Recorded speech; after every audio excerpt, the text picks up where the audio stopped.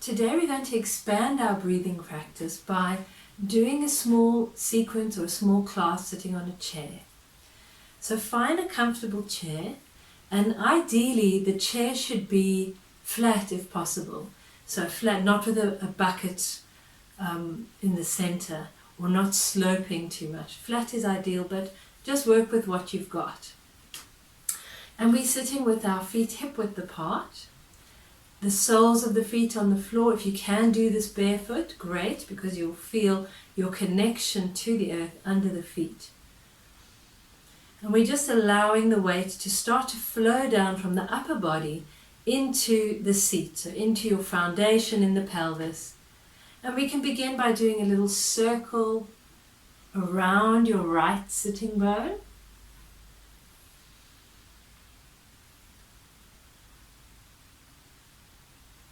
And then change direction.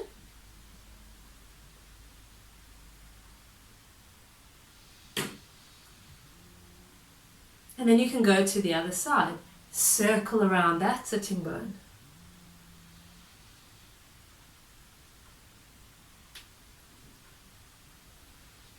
And change direction.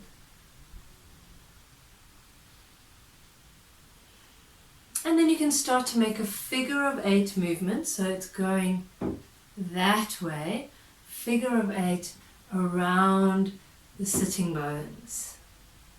So not only good for the pelvis, but also good for the brain, because we are crossing the midline and improving the communication between the two hemispheres of the brain. And then change direction.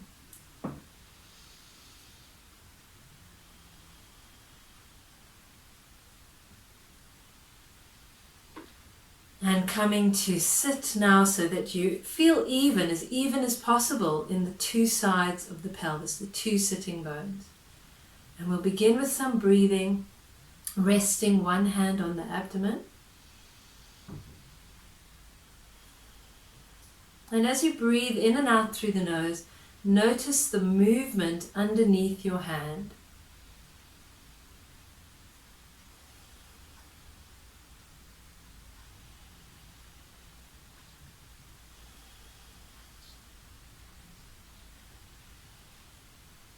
And you should feel that as you breathe in, the belly expands into your hand, and as you exhale, it moves back towards the spine. And this is the natural movement of the abdomen as the diaphragm lifts and lowers. Diaphragm is lowering as we breathe in, and it's pushing the contents of the abdomen out. And as we exhale, the diaphragm draws back up, and it creates a little suction effect which draws the organs up and back. So we want to be soft in yoga in the abdomen to allow freedom of movement and freedom of breath. And then take both hands and bring them onto your ribs, onto your lower ribs. And you'll feel the shape of the rib cage underneath your hands. As you continue to breathe through the nose, feel how the ribs are moving with your breath. Notice that when you're inhaling, the shoulders are quiet. They're not being pulled up to the ears.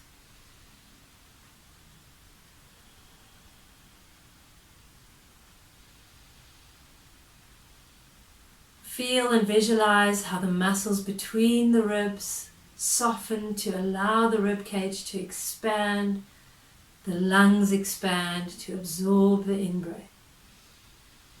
And on the exhalation, there's a gathering back in.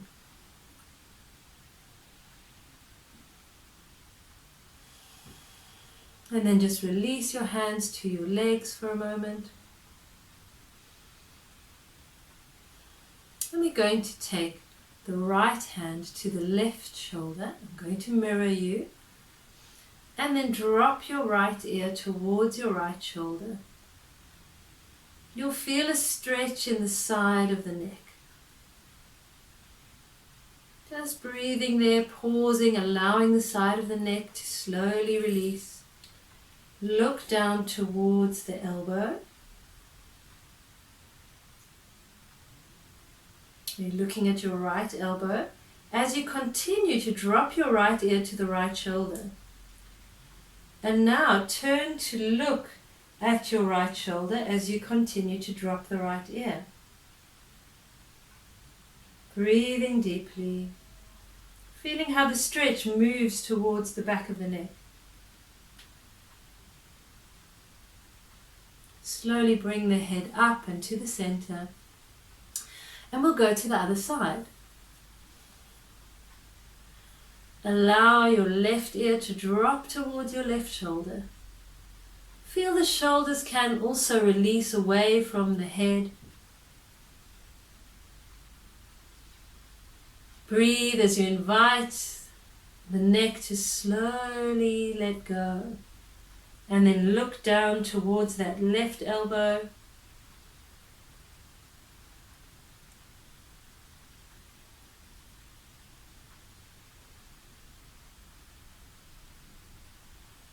Keep breathing through the nose, turning to look towards your left shoulder.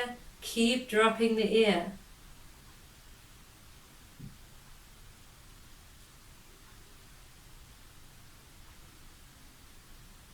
And bring your head back to the center. Let's softly roll the shoulders so the arms are hanging at your sides. And we're gently rolling the shoulders, not so much that we take them right up. So just lightly. And you'll feel that it's a lot gentler for the shoulders if we're not pulling them all the way up to the ears when we're rolling them. Changing direction. And then release your hands, let them become heavy. And we're going to do a little twist. So take your left hand to your right knee. And you can either put your right hand behind the right hip, depending on your chair, or you can reach the arm out.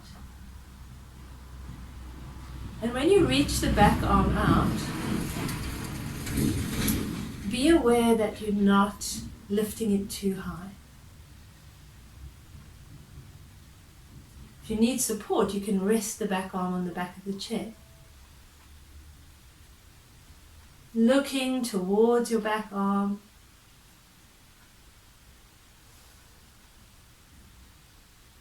Feel the spiraling of the spine in the twist. And then come back to face the center.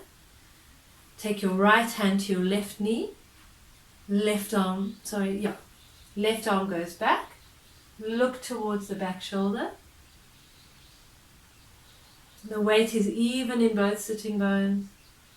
You're not lifting up one side. And take your awareness right inside to the spine. The mid to upper spine will be moving like a spiral staircase. Feel how on the in-breath you can go very slightly deeper into the twist. On the exhalation, you can slightly come out of the twist. And then let's return to face the front. Now we're going to do a kind of a cat pose. Those of you who are familiar with yoga know the cat pose that's done on the ground. The rounding of the back and then the opening of the chest. And we're going to do this in sitting. So take your arms out to the sides. As you breathe in, open the chest. Take your arms back slightly. Become broad under the collarbones. And as you exhale, you're going to take your weight behind the sitting bones, round the back, and drop the chin. The backs of the hands will come to touch in front of you. Breathing in, open up again. Lengthen through the spine. Stay even in your pelvis. Exhaling, backs of the hands touch, drop the chin round the back. You can move in time with your own breath.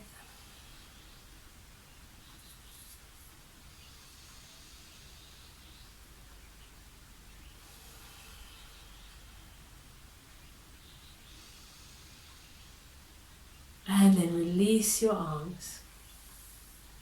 Let's work with the legs and the feet now. So start off just by lifting one heel and bringing it down. and then go to the other side. So alternately lifting the heels, coming to rest on the ball of the foot.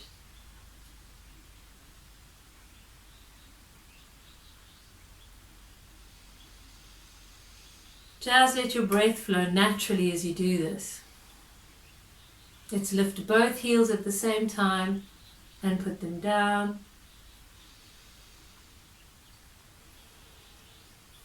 And then we're going to take the hands, link the fingers and support under one thigh.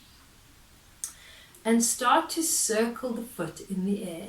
So I've linked my fingers at the back of the thigh. You're just lifting the leg as high as you comfortably can. It is strength work for the arms, so if they get tired, just put the leg down and have a break. We've circled a couple of times, pointing and flexing the foot. And then, keeping the thigh where it is, allow your lower leg to lift. It's okay if you can't completely straighten that leg, so just go as far as you comfortably can. And we're doing this on the exhalation. The most important thing here is to keep your spine tall, keep your spine upright.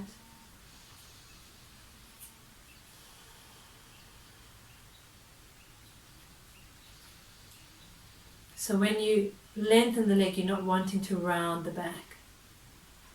Okay, and then you can put that leg down. Go to the other side. Link the fingers, supporting under the thigh. Slowly unfolding.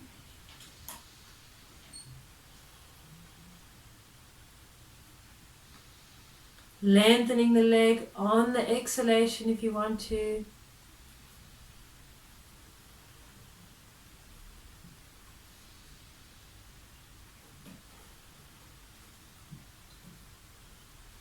And you can put both feet down. We're going to work a bit with forward bending now. So just be aware it does affect your blood pressure. If you have got low blood pressure, you want to come up very slowly so you don't get dizzy. If you've got high blood pressure, you just might want to get medical advice before hanging your head down for a long period of time. You might want to just go not too low if you've got high blood pressure. Alright, so we're going to take the hand. We'll start with your right hand. Slide the hand down the outside of the leg, all the way to the ankle, and then slide your hand up the inside of the leg, all the way to the top of the thigh. And we're doing that a few times. As you go down, keep your spine long. So think of folding from the hips, lengthening through the spine, rather than trying to get there by rounding your back. And if you find that you can't reach very low, you just go as low as you comfortably can. And now we're going to change direction, going down the inside of the leg, coming up the outside of the leg, a smooth flowing movement. Feel that your feet are equally in contact with the ground. And just allow your breath to flow. And then we'll go to the other side. Going down the outside of the leg, going up the inside, and again down the outside, up the inside. Feel how the hips need to have some give to allow you to go smoothly and easily while keeping the pelvis in contact with the chair and the feet firmly on the ground. And now we're going to go the other way. So we'll go down the inside of the thigh, towards the ankle, up the outside.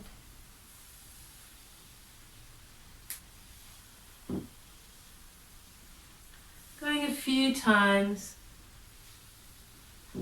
and then returning to sitting.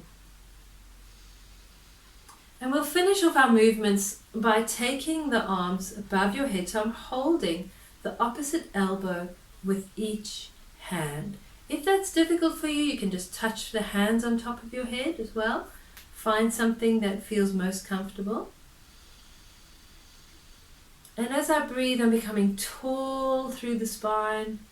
And then I'm going to start to imagine that I've got a paintbrush coming out of my head and I'm painting a circle on the ceiling.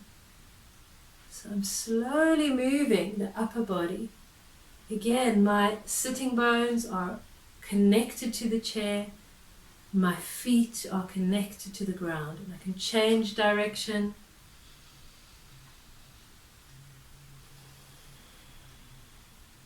So you'll feel that your body's going through a side bend, a forward bend, and a back bend. So we're combining all the movements that are healthy for the spine. And then you can release the arms. Maybe we'll just do one more movement before we do some breathing to finish off. I'm going to do a side bend. So take your legs wide as you comfortably can. And the feet are pointing out at 45 degrees. And we're going to lean to one side. So let's go over to the right. And you can bring your elbow to rest on the leg or the hand. Find something that's comfortable for you, but be careful of closing the side of the body. So you want lots of space between hip and armpit on the side that you're bending towards. The other arm comes out to the side. And we slowly side bending. We're leaning towards that right leg. Maybe you'll find that then you can put your elbow on the leg, depending on your flexibility. Some people will find you can slide your hand down the leg. The top arm is either reaching out, if that feels good for your shoulder, or it can start to arc over the head. As long as you don't lose your connection to this side of the pelvis, don't let it come up. Okay, so we're going over, and then we'll do the same on the other side. Slowly go over.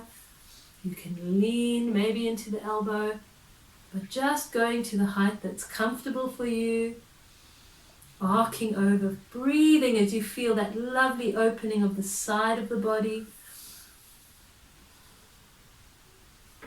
And then go over again. This time, when you go over, you can start to rotate the chest and reach forward and down with the top arm. And then come back into your side bend and reach forward and down, dropping the chin. Coming back to look straight ahead as you go into the side bend. Imagine that your ear wants to listen to something on the ceiling. Go over to the other side. Feel the side of the body opening, and now rotate your chest, reach for something down and in front of you on the floor. Drop the chin. Come back into your side bend again. Let that ear again listen to something on the ceiling. And now reach forward and down, drop the chin. And return to your side bend, slowly coming back up. Bring your feet parallel again. And we're going to finish off with a mudra. This one is very good for preventing you or improving your resistance to colds, chest infections. So really good for autumn coming into winter. It's also going to loosen up mucus in the lungs. So you can understand at this time it's a really helpful mudra to practice. Just to come closer to show you the mudra, your hands are going to link and one thumb is going to stand up. And you're then going to circle the two fingers around that standing up thumb. Okay, it's known as the Linga Mudra. And you just rest the hands. You can hold them at about chest height, I think is probably the best thing here. If you do get tired, just let your hands rest on your legs. And we're going to breathe through the nose, simply sensing the breath now. Noticing how your breath feels after the movements that you've practiced. Do you feel that you've created some space in the body?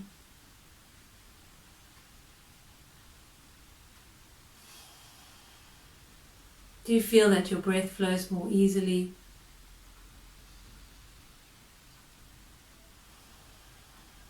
And as we practice this mudra, we're going to visualize that there is a fire in the body that burns up viruses and bacteria and disease, and it gets rid of all the toxins and the waste in the body.